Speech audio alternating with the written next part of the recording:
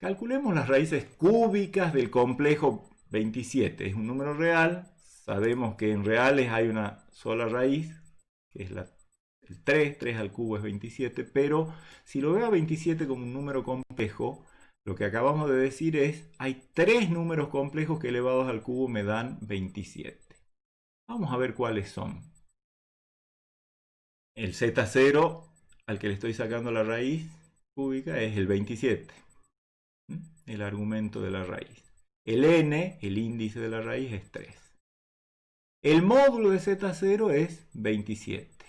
27 es un número real, así que está sobre el semieje real positivo. Por lo tanto, ¿cuánto vale su argumento principal?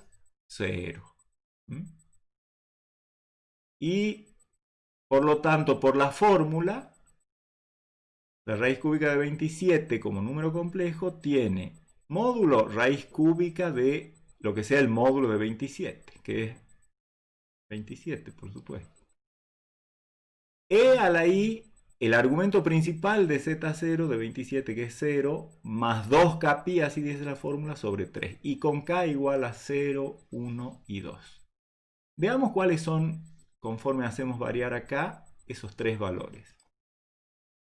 O sea, para k, vamos a ir dando valores acá, 0, 1 y 2. Y vamos a ver cuánto vale, cuánto me da esta fórmula. Para k igual a 0 está fácil. Bueno, esto siempre va a ser 3, ¿no? Pero para k igual a 0 me queda e a la i por 0. Y e a la i por 0 es el complejo 1. Así que 3 por 1, 3. Una de las raíces más vale que coincide con la que esperábamos, que es el 3. Ahora, para k igual a 1, ya me queda el mismo módulo, que es 3. E a la i 2pi sobre 3, coseno de 2pi sobre 3, que es menos un medio, más i por seno de 2pi sobre 3, que es raíz de 3 sobre 2. Al estar multiplicado por 3 y distribuir, me queda el complejo menos 3 medios más 3 medios por i por raíz cuadrada de 3. Y para k igual a 2, el módulo vuelve a ser 3.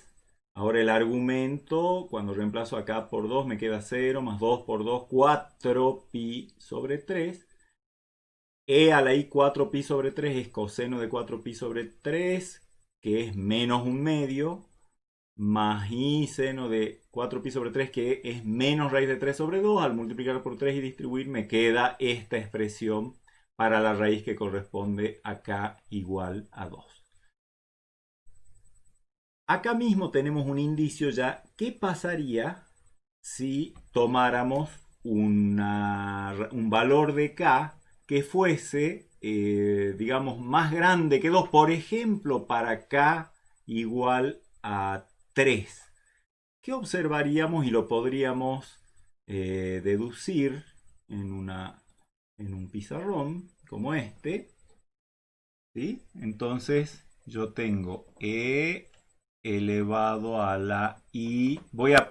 Yo sé que la raíz que corresponde al valor k es e a la i 3 por e a la i.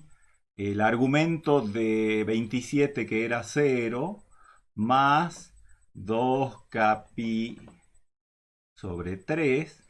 Cuando acá le doy el valor 3, ¿cuál es la raíz que obtengo? 3 por e a la i al 0, ya directamente no lo voy a anotar. 2 por 3 pi sobre 3.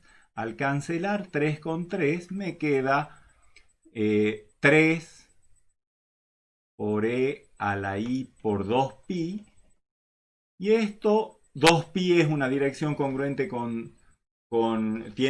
corresponde a la dirección 0, es congruente módulo 2pi con 0, por lo tanto esto es directamente igual al complejo 3. Y por lo tanto recupero, como ven acá, el valor que corresponde a k igual a 0. Es decir, el valor 3. Cuando reemplacen acá por 4, o sea, k igual a 3 produce la misma raíz que k igual a 0.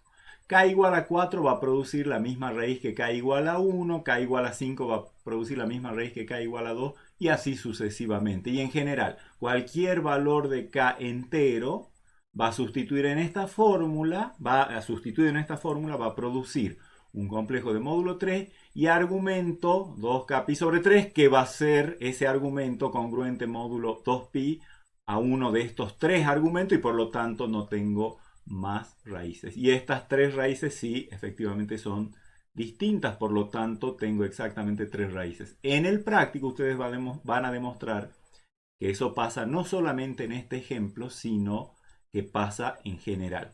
Cuando calculan raíces enésimas de z0 y toman los valores de k que van, de acuerdo a la fórmula, desde 0 hasta n-1, ambos inclusive, las raíces que se les generan son números complejos diferentes y luego cualquier otro valor de k mayor o igual que n o menor que 0 les va a dar alguna de las raíces, la misma raíz que la que corresponde a alguno de los valores de k entre 0 y n-1. ¿Qué pasa si dibujo las tres raíces? Le llamo W0 a la raíz que corresponde a k igual a 0, W1 a la que corresponde a k igual a 1, W2 a la que corresponde a k igual a 2. Acá tengo W0, que es 3, bueno, el número 3 sobre el eje real, un número real, positivo, 3. Luego, el que corresponde a k igual a 1, menos 3 medios la parte real, menos 1,5. Y la parte imaginaria, 3 raíz de 3 sobre 2, que anda por acá. Y para k igual a 2, W2 menos 1,5, la parte real, y menos 3 raíz de 3 sobre 2, que anda por acá. A simple vista uno podría decir, pero forman un triángulo equilátero. Efectivamente así es. ¿Por qué ocurre eso? Y desde ya les aviso, cuando calculen las raíces enésimas de cualquier complejo Z0, todas van a estar formando un polígono regular de n lados. Acá tengo un polígono regular de 3 lados, es decir, un triángulo equilátero, porque la raíz que calculaba era 3. ¿Por qué ocurre eso? Bueno, para empezar, todas las raíces tienen la misma distancia al origen, todas tienen módulo 3 en este caso. Y si yo dibujo, y lo voy a hacer enseguidita, a los tres vectores que corresponden a las tres raíces, vería que entre dos vectores correspondientes a valores de k consecutivos, se forma el mismo ángulo, por ejemplo, entre W0 y W1, los vectores W0 y W1 forman un ángulo que es el mismo que el que forman el vector W1 con el vector W2, que es el mismo que el que forman el vector W2 con el vector W0. ¿Cómo nos podemos dar cuenta de que dos vectores correspondientes a valores consecutivos de k forman el mismo ángulo? Bueno, simplemente haciendo las cuentas de acuerdo a la fórmula que acabamos de deducir, ¿sí? Nosotros acabamos de decir que raíz enésima de z0, las raíces enésimas, se obtienen por la fórmula raíz enésima del módulo de z0, ese número real positivo, por e a la i argumento principal de z0 más 2kpi sobre n. Yo a todo esto le voy a llamar, obviamente n es una cantidad fija porque es la raíz que estoy calculando, el índice de la raíz que estoy calculando. El argumento de z0 es una cantidad fija porque z0 es un número fijo, lo único que varía en ese exponente es el k, entonces le voy a llamar tita k al argumento que corresponde al valor de k, es decir, a este número que está funcionando como ángulo, que corresponde al valor de k, y voy a ver cuánto vale tita k más 1 menos tita k, para ver si efectivamente esa diferencia entre los ángulos que corresponden a los vectores de dos valores consecutivos de k son lo que acabo de decir, una constante. Veamos, para tita k más 1 tengo que reemplazar acá, poner k más 1, entonces me va a quedar el tita k, va a quedar argumento de z0, voy a distribuir el n, más 2 por k más 1 por pi, 2k pi sobre n más 2 por pi sobre n, o sea, eso es cuando reemplace acá por k más 1 y haga la distributiva y distribuya todo luego el denominador n, menos el tita k, que es lo que tengo acá, y ya voy a distribuir el menos y voy a distribuir el denominador, entonces va a quedar argumento de z0 sobre n menos 2k pi sobre n. Cancelo, cancelo, y efectivamente la diferencia es 2pi sobre n. Piensen en el caso n igual a 3 de las raíces cúbicas, como el del ejemplo que estamos viendo, eso sería 2pi sobre 3, o sea, 360 dividido 3, 120. ¿Sí? Entonces, los ángulos que corresponden, los argumentos que corresponden a dos raíces correspondientes a valores consecutivos de k son el mismo, y eso lo único que hace es decirme que si yo dibujo las raíces, por ejemplo, en un plano,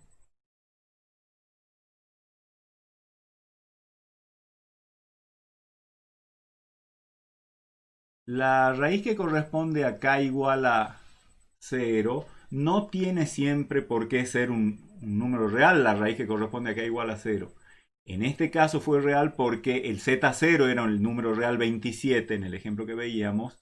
Eso hace que el argumento sea 0 y por lo tanto para k igual a 0 me queda el argumento de la primera raíz también 0. Pero en general, si z0 es un número complejo, por ejemplo como ese, bueno, hagan de cuenta que le acerté. Acá estaba z0. Este es el módulo de z0, la distancia acá, y este es el argumento principal de z0. Entonces, para k igual a 0, la raíz que corresponda va a ser dividir ese ángulo en n partes iguales, y eso les va a dar la dirección de la primera raíz. La puedo marcar de verde, ¿sí? Divido entre n, por ejemplo, si n fuera igual a 3, a ese ángulo lo tengo que dividir entre 3. Y esta es la dirección que corresponde a la raíz que sale de poner k igual a 0. Aparte, al tener todas las raíces el mismo módulo, quiere decir que todas se encuentran ubicadas sobre un círculo de radio igual a la raíz enésima del módulo de z0. Y eso ya me está diciendo gráficamente dónde está la raíz que corresponde a k igual a 0. Insisto, calculo la raíz enésima del módulo, eso me da el radio de un círculo sobre el cual caen todas las raíces enésimas de z0. Y la primera de ellas es la que tiene como argumento igual a la enésima parte del argumento de z0. Y de allí en más, como todas las otras raíces están ubicadas formando un ángulo 2pi sobre n constante, quiere decir que todas las raíces van a estar ubicadas dispuestas según un polígono regular de n lados, que es, digamos, una forma gráfica de obtener las distintas raíces de un número complejo de manera gráficamente fácil, ¿de acuerdo?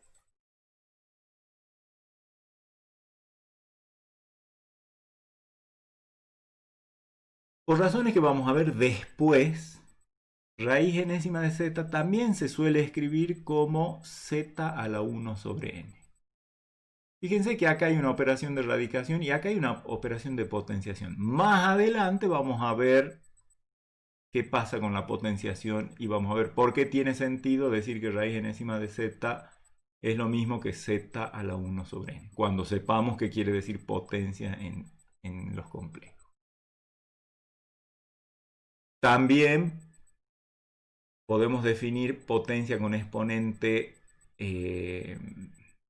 fraccionario, donde ya suponemos que el m y el n son ambos enteros positivos y ya se les ha cancelado los factores comunes, entonces son coprimos. Simplemente vamos a definir z a la m sobre n como la raíz enésima de z a la m. O sea, con esta fórmula, ¿cómo hacemos, por ejemplo, para saber z a la 3 quintos?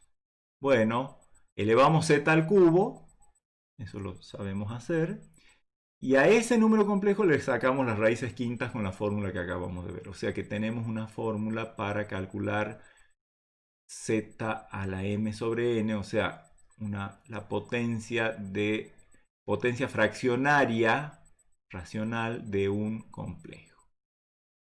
Si lo hacemos explícito de acuerdo a la fórmula de radicación, resulta que las raíces, z a la m sobre n, tiene como módulo raíz enésima de r a la m, donde r es el módulo del complejo z, y los argumentos son de la forma m por tita más 2k m pi sobre n, con k entre 0 y n menos 1. O sea que nuevamente esta expresión tiene n formas distintas.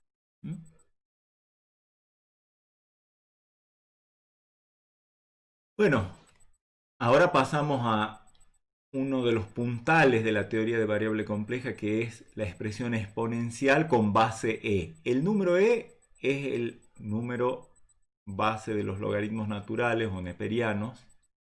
¿Sí? Recuerden la suma infinita de 1 sobre n factorial, o también el límite de n más 1 sobre n a la n cuando n tiene infinito, o cosas así.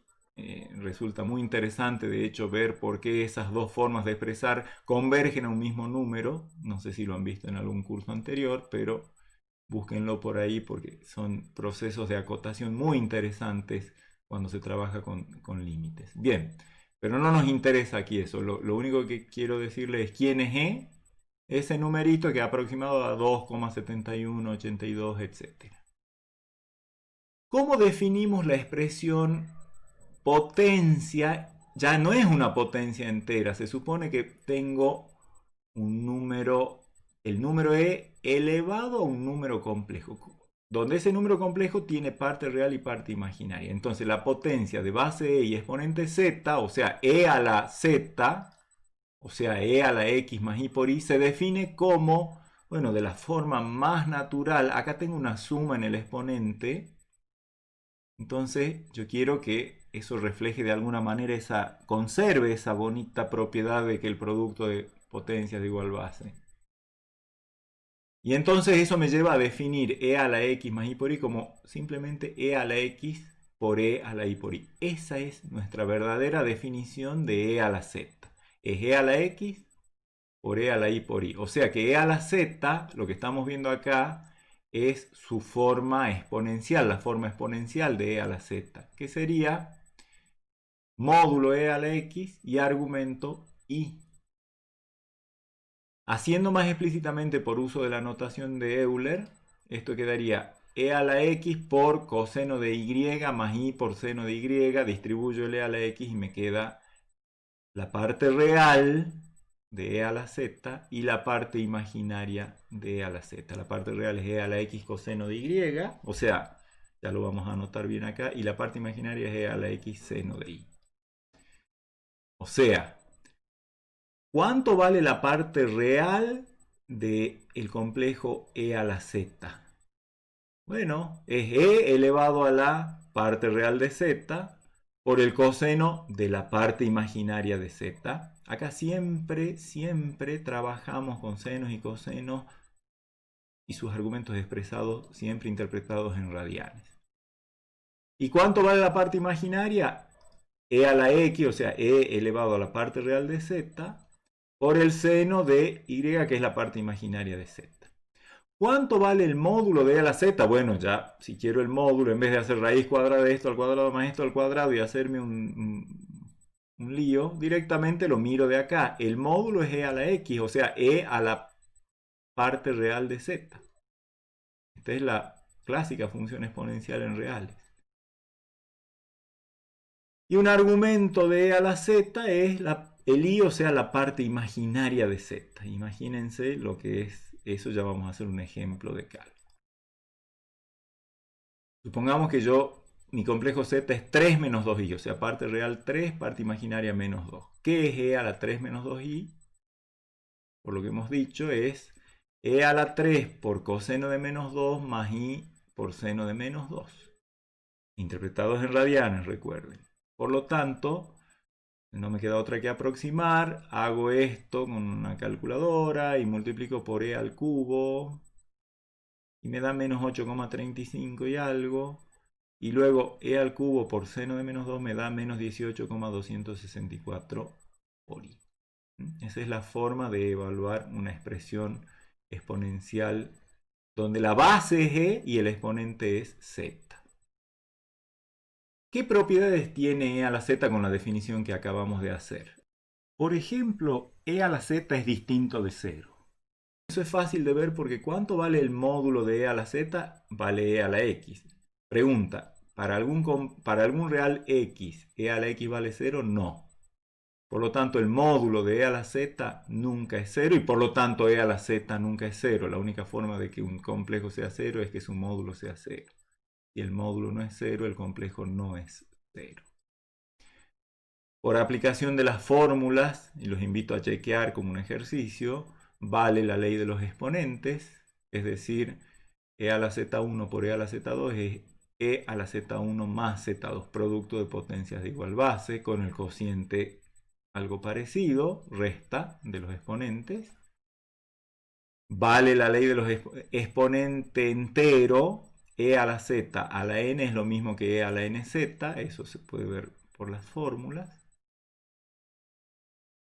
Y algo que quizás no está tan clarito es que la única forma que e a la z me dé 1 es que el z sea de la forma un múltiplo entero de 2pi por i. O sea, los únicos complejos que cumplen con que e a la z vale 1 son aquellos que están, estos son números reales, perdón, son números imaginarios puros, ¿sí? Para k igual a 0 tengo el 0, 0, el origen de coordenadas. Para k igual a 1 tengo 2pi por i, o sea, sobre el eje imaginario 2pi. 4pi, 6pi, 8pi sobre el eje imaginario, menos 2pi, menos 4pi, todo sobre el eje imaginario. Una sola solución real, que es k igual a 0, y uno se pregunta, ¿qué número hay que elegir como exponente de e en reales para que me dé el 1? Bueno, en reales el 0, es el único. Pero, para ver esto mejor, a z lo vamos a expresar como x más i por i, porque tenemos que evaluar una exponencial e a la z. Hemos aprendido a hacerlo así. Entonces, para que sea esta expresión cierta, tiene que cumplirse que e a la x más i por i, que ya sabemos que es e a la x por e a la i por i, por definición, tiene que ser igual a 1, que a 1 lo vamos a expresar en forma exponencial. El 1 tiene módulo 1 y argumento 0, e1 por e a la i por 0. Y la igualdad de dos complejos en forma exponencial se da cuando los módulos son iguales y los argumentos difieren en un múltiplo entero de 2pi.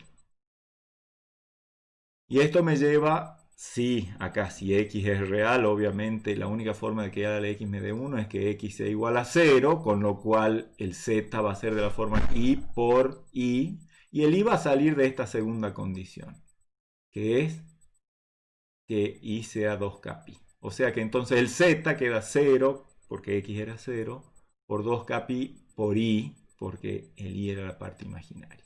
Ahí tenemos demostrado eso que decíamos allí arriba. Por supuesto que la exponenciación tiene su operación inversa, que es la de los logaritmos, así que vamos a definir logaritmos en C. No es para nada complicado si es que nos acordamos de todo lo que llevamos visto, sobre todo de la forma exponencial y de las propiedades de la exponenciación en forma exponencial. Primero definamos lo que es un logaritmo. Yo tengo un número complejo z0 y otro número complejo w. ¿Cuándo voy a decir que este w es el logaritmo o un logaritmo de z0? Cuando e a la w sea z0. Igual que en reales, por lo tanto era esperable. Nada más que acá tengo la expresión de la exponencial compleja con base e. Y eso me lleva a preguntarme, primero, ¿todos los complejos admiten que yo les calcule el logaritmo o no todos? Bueno, cuando el complejo sea el cero, sonamos. Porque ya sabemos, por la primera propiedad que veíamos de la exponenciación, que no hay forma de que e a la w para ningún w me dé igual a 0, así que no existe logaritmo de 0. Ese no tiene arreglo, no sabíamos calcularlo en reales, tampoco en complejos. Sin embargo, en complejos vamos a poder calcular logaritmos que en reales no podíamos. Por ejemplo, logaritmo de menos 1. Uy, uno decía, en reales, bueno, no existe porque tiene que ser el argumento del logaritmo mayor que 0. Pero en complejos vamos a ver que sí existe. De hecho, vamos a ver que cualquier número complejo no nulo tiene logaritmo. Y no solo uno, sino una infinidad de valores que cumplen esto. Así como las raíces. N valores cumplían con ser las raíces enésimas de un z0 distinto de 0. Vamos a ver que si yo tomo un z0 no nulo, hay muchos números w tales que e a la w me da z0. O sea, z0 distinto de 0 tiene infinitos, de hecho, logaritmos. ¿Cómo lo deducimos? Bueno, veamos.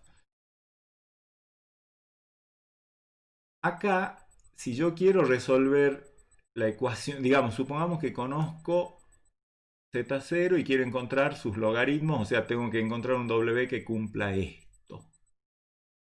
Tengo que apuntar a una igualdad entre una expresión exponencial, que yo, digamos, la tengo bien definida para cuando w está expresado en forma binómica,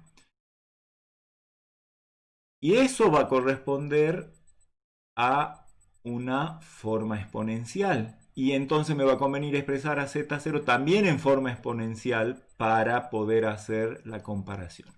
Entonces a z0 lo considero como teniendo módulo R0 y argumento principal. De nuevo también andaría bien el razonamiento con cualquier argumento, pero yo voy a tomar el principal, θ 0. Y el R0 real estrictamente positivo porque con el 0 ya sabemos que no anda la cosa. Y a W lo expreso entonces en forma binómica. Porque ahora reemplazo a este W aquí y a este Z0 aquí. ¿Y qué me quedaría? E a la W, o sea, E a la X más I por I, no es otra cosa por definición que E a la X por E a la I por I. Ahí tengo la expresión exponencial E a la X más I por I, es E a la X por E a la I por I. Y del otro lado tengo Z0 que es R0 E a la I θ 0. Cuando son, acá tengo dos complejos expresados en forma exponencial.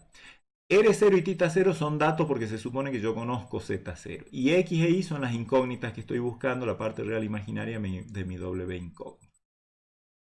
Pero tiene que pasar módulo igual a módulo, o sea, E a la X igual a R0, que es lo mismo que decir X el logaritmo de R0. Este logaritmo es el logaritmo de los números reales. Que no va a tener problema porque el R0 es estrictamente positivo. O sea, a este logaritmo lo voy a poder calcular. Y los dos argumentos tenían que diferir. O sea, I menos θ 0 tenía que ser igual a 2kπ para algún k en z. Por lo tanto, I tiene que ser igual a θ 0 más 2kπ. En realidad, cualquiera sea el k en z, esta igualdad va a andar. Allí tengo mi X y mi Y que me permiten armar el W solución. Entonces, W, o sea, el logaritmo de Z0, es el X, o sea, logaritmo de R0, que era el módulo de Z0, más I por el I unidad imaginaria por I, el Y que acabo de encontrar es θ 0, que era el argumento de Z0, más 2kπ, cualquiera sea k en z. Entonces, atención acá. La parte real del logaritmo de Z0 es esta. Y no depende de k, es un solo valor. Pero la parte imaginaria, conforme yo doy a k distintos valores en z, obtengo distintas soluciones. Todas esas soluciones son diferentes entre sí, porque acá, miren, todo esto que está entre paréntesis no está funcionando como una dirección en el círculo trigonométrico, sino como la parte imaginaria de un número complejo. Entonces acá, si yo doy diferentes valores enteros acá, obtengo diferentes partes imaginarias de este complejo. Distintos valores de acá me dan distintas partes imaginarias, por lo tanto tengo una infinidad de valores siempre. Bueno, anoté acá la fórmula para poder ver este ejemplo. ¿Qué pasa si quiero calcular el logaritmo de este número complejo 5 menos 12i? Bueno, aplico la fórmula, dice, primero, ¿cuál es mi z0? Es parte real 5, parte imaginaria menos 12. Imagínense ustedes, está en el cuarto cuadrante, ¿no? 5 y menos 12. Bueno, ¿qué módulo tiene ese número? Tiene 13, 12 al cuadrado de 144, más 5 al cuadrado 25, 169, raíz de 169 es 13. La fórmula dice, la parte real de cualquiera de los logaritmos es logaritmo de 13. Y la parte imaginaria es, tomo un argumento de este complejo, el principal, que sale de hacer arco tangente menos 12 quinto, la que corresponde al cuarto cuadrante, más 2kpi, cualquiera sea k en z. Si hago alguna aproximación, esto me da más o menos cerquita de 2.56. Este arco tangente correspondiente al cuarto cuadrante es menos 1.176. Recuerde que es en radianes. Tangente de este ángulo en radianes me da menos 12 quintos y está en el cuarto cuadrante. Más 2pi, que es 6.28, etcétera, por k. Cualquiera sea el k en z. Acá se ve que todos los logaritmos de este número complejo están con esta parte real. Por lo tanto, todos caen sobre una recta vertical. Lo que le varía a las distintas soluciones al logaritmo es la parte imaginaria. Pero la parte imaginaria es el argumento principal más 2kpi, o sea que van a estar espaciadas en 2pi. Para k igual a 0, yo tengo menos 1.176, la coordenada vertical, más nada. Para k igual a 1 tengo menos 1.176 más 6.28, o sea, más 2pi, y así sucesivamente. Dos soluciones consecutivas al logaritmo difieren en altura en 2pi, o sea, en 6,28. Otro ejemplo, logaritmo de menos 1, que decíamos que en reales más vale que no lo podíamos sacar, y de hecho no hay ningún real, tal que e elevado a ese real me dé menos 1, porque e a la x en reales siempre daba positivo. Pero en complejos sí, fíjense.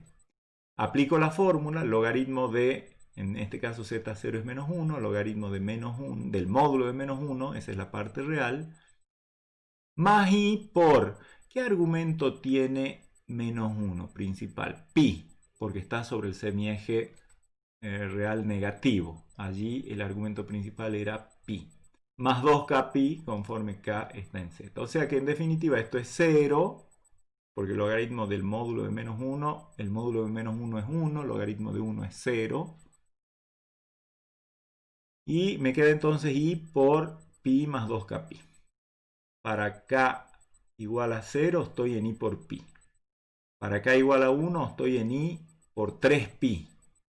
I por 5pi, i por 7pi. O sea que si yo dibujo todos los logaritmos en un plano complejo, voy a obtener i por pi, i por 3pi, i por 5pi, y voy cada salto de 2pi hacia arriba y hacia abajo también. I por menos pi, i por menos 3pi, etc. Hagan la gráfica y van a ver.